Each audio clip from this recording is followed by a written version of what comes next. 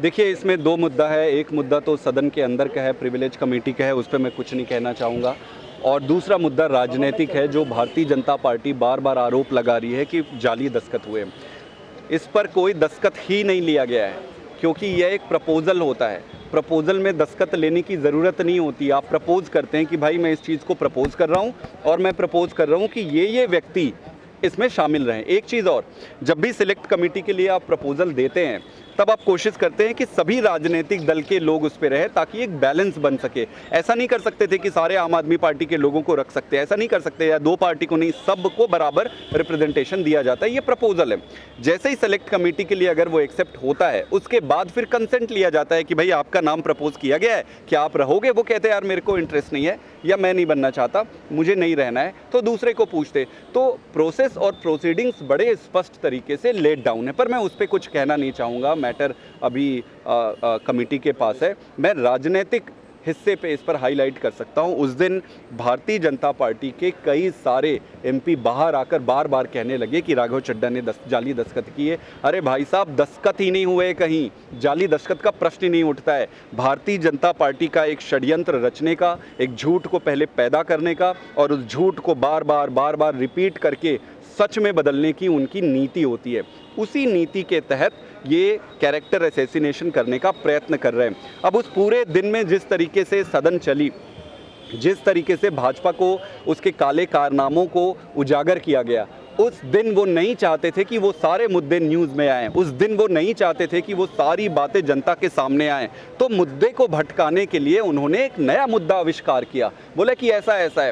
Home गृह मंत्री जी खुद खड़े होकर कह रहे हैं जाली दस्तखत हो गया। अरे भाई, दस्तखत ही नहीं हुए, जाली दस्तखत का प्रश्न कहाँ है? जिस तरह से राहुल गांधी को लेकर सदस्यता समाप्ति आम आदमी पार्टी का आरोप है या आशंका है, हो सकता है राघव चड्ढा के साथ भी वही हो। भारतीय जनता पार्टी कुछ भी कर सकती है। हमारे सदस्यों को सस्पेंड कर दिए, हमारे सदस्यों को बोलने नहीं दे रहे हैं।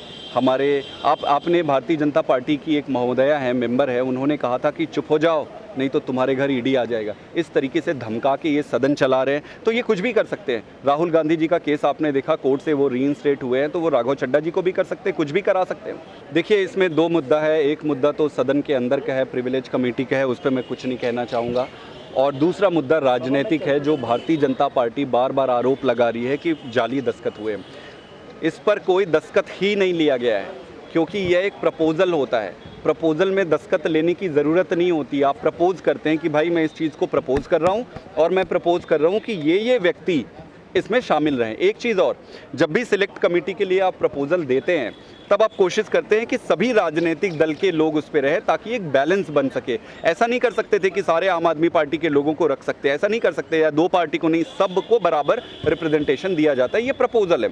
जैसे ही सेलेक्ट कमेटी के लिए अगर वो एक्सेप्ट होता है, उसके बाद फिर कंसेंट लिया जाता है कि भाई आपका नाम प्रपोज किया गया है, क्या आप रहोगे? वो कहते हैं यार मेरे को इंटरेस्ट नहीं है, या मैं नहीं बनना चाहता, मुझे नहीं रहना है, तो दूसरे को पूछते। तो प्रोसेस और प्रोसीडिंग्स बड़े स्पष्ट तरीके से लेट डाउन है, पर मैं उस पर कुछ कहना नहीं चाहूँगा। मैटर अभी कमेटी के पास है। मैं राजनीतिक हिस्से पे इस पर हाईलाइट कर सकता हूं। उस दिन भारतीय जनता पार्टी के कई सारे एमपी बाहर आकर बार बार कहने लगे कि राघव चड्ढा ने जाली दस्तखत किए। अरे भाई साहब, दस्तखत ही नहीं हुए, कहीं जाली दस्तखत का प्रश्न ही नहीं उठता है। भारतीय जनता पार्टी का एक षड्यंत्र रचने का, एक झूठ को पहले पैदा करने का और उस झूठ को बार बार रिपीट करके सच में बदलने की उनकी नीति होती है।